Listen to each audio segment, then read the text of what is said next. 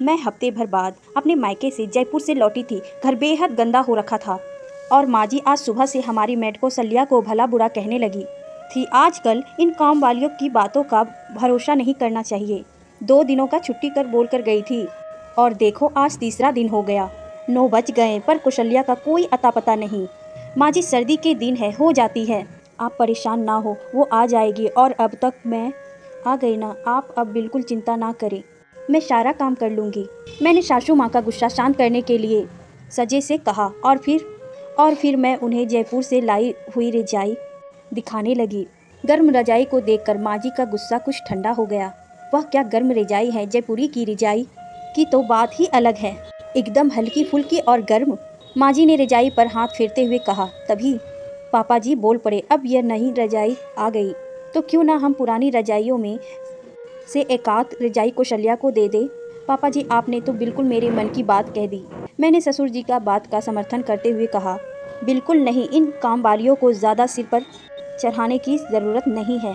मेहमान आते जाते रहते हैं, कम से कम 3-4 अतिरिक्त रजाइयों तो घर में तो होनी चाहिए।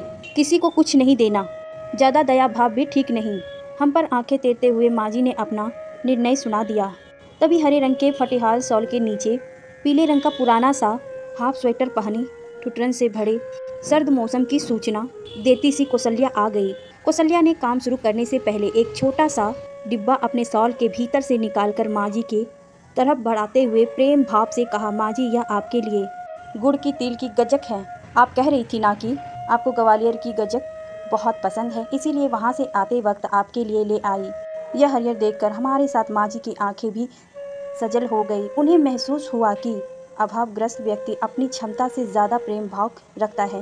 वह गज्जक का डिब्बा कौशल्या का प्रेम भाव ही तो था। शायद ऐसा ही कुछ सोचते हुए माँ जी के मन में उसके प्रेम की प्रति प्रेम जाग उठा और उन्होंने पुरानी रजाई की जगह नई जयपुरी रजाइयों में से एक रजाई उठाकर कौशल्या की ओर बढ़ाते हुए कहा, लाओ दो अपने पीहर की प्रसिद्ध गज्जक और यह लो बहू की शहर की प्रसिद्ध जयपुरी रजाई।